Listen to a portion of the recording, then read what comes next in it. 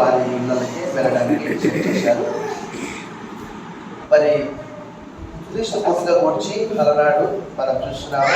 ఆయన పుట్టినప్పుడు జ్ఞానం ఎంతో దూరం నుంచి, అంటే మనం ఏమనుకుంటున్నాం, 28 కిలోమీటర్లు అనుకుంటున్నాం. అంటే నేను జస్ట్ మాటలు చెప్తున్నాను, 41 కిలోమీటర్లు అనుకుంటున్నాం, 46 కిలోమీటర్లు అనుకుంటున్నాం. కానీ అది మనం ఎలా వెళ్ళాము, మనం వ్యాన్లో వెళ్ళాము. కూర్చోవడానికి ఒళ్ళంతా ఊనమైపోయింది, రోడ్డు బాగాలేక. కానీ ఆ జ్ఞానంలో బహుశా ఒంటెల పైన వెళ్ళింటారు. ఆ దినాల్లో వారికి ఉన్నటువంటివి గుర్రాలు, గాడిదలు, ఒంటెలు. అయితే మరి నేను ఇక్కడ చెప్పవలసింది ఏంటంటే, ఆ జ్ఞానులు ఎంతో దూరం నుంచి వచ్చారు.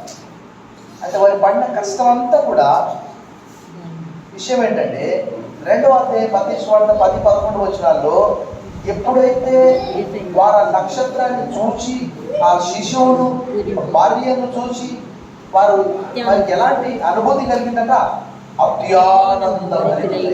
ఏం కలిగిందట వారికి? అత్యానందం. అంటే వారి జన్మ ధన్యమైపోయింది. వారు పడిన కష్టమంతా పోయింది. వారి పడిన కష్టమంతా పోయి వారికి హృదయంలో ఒక ఆనందం వచ్చింది, అత్యానందం వచ్చింది. అంటే మనం ఒకసారి ఆలోచన చేస్తే, ఆ జ్ఞానులు కూడా ఏదో ఒక మతంలో ఉన్నారు, మనందరికీ తెలుసు. బహుశా వారు తూర్పు దేశం అంటే పర్షియా, బబులోను, ఈజిప్టు ఆ ప్రాంతం నుంచి వచ్చినారు. అయితే వారికి మతం ఉన్నప్పటికీ కూడా యేసు ప్రభువును చూసి వారికి కలిగినటువంటి అత్యానందానికి గల కారణం ఏంటంటే, బహుశా వారు క్రీస్తులో ఒక గొప్ప రక్షకుని కనుగొన్నారు. సో మనం కూడా మరి ఈ దినం పాయింట్ కాబట్టి మనం పడినటువంటి ప్రయాసం అంతా కూడా ఆ జ్ఞానంలో ఎంతో దూరం నుంచి వచ్చి చివరికి శిశువును చూసినప్పుడు వారికి కలిగినటువంటి అనుభూతి ఏంటి? అత్యానందం.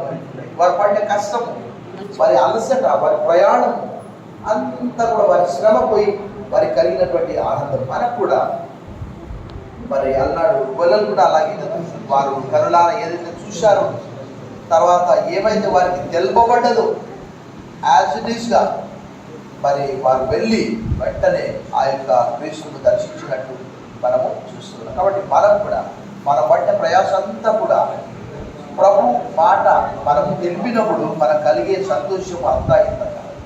సో మనం ప్రత్యక్షంగా పరిచర్య చేయకపోయినప్పటికీ పరోక్షంగా సంఘంతో పాటు ఇక్కడ అనేక మంది మరి కాపరులు, నాయకులు, పెద్దలు, మరి అందరూ కూడా, స్త్రీలు, వృద్ధాప్యంలో ఉన్న వారు కూడా, మరి రాజమ్మ లాంటి వారు వచ్చారు. మనము క్రీస్తును చూచినప్పుడు, క్రీస్తును కనుగొన్నప్పుడు, ఆయన పుట్టుకని గురించి ధ్యానం చేస్తున్నప్పుడు మనకు కూడా అలాంటి ఈ క్రిస్మస్ దినాల్లో మనకు అభ్యానందం దేవుడు కలగజేయక ఆమె ప్రార్థన చేశాం. సర్వశక్తి గల దేవ, లోక్స్టార్ 3వ సర్వీస్ ఉపసంఘం ఇక్కడ గోల్కొండ గ్రామంలో 99వ సంవత్సరంలో స్థాపించబడ్డది. దయగల దేవ, మరి ఇక్కడ కాపరి కూడా లేదు. కాపరి లేని గొర్రెల వలె వారు విసిగి చెదిరి ఉన్నందున, కానీ మత్తయి సువార్త 9:35లో రాయబడినది, ఇక్కడ కాపరి లేనందుకు కొంత గొర్రెలు చెదిరిపోయాయి. నిశ్చితమైతే 3వ సర్వీసు సంఘ నాయకుల ద్వారా ఒక మంచి డెడికేటెడ్ సమర్పణతో కూడుకున్నటువంటి పాస్టర్ని ఇక్కడ తీసుకొని రమ్మని మనం చేస్తున్నాం.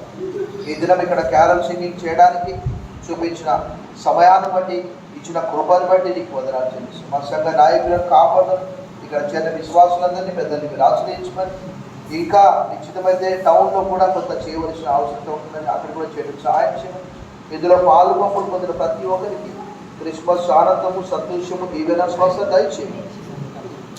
ఇక్కడ ఉన్నటువంటి సంఘ పెద్దల కొరకు ప్రార్థన చేస్తున్నాము. యోబు కొరకు, శంకర్ కొరకు, వారు నాయన ఈ ప్రాంతంలో పెద్దలుగా ఉంటుండగా తప్పకుండా వారు నమ్మకంగా ఇక్కడ ప్రత్యక్షంగా, పరోక్షంగా అనేక మంది సంఘానికి నడిపించడం సహాయం చేయమని, తిరుగు ప్రయాణంలో మాకు తోడుగా ఉండండి.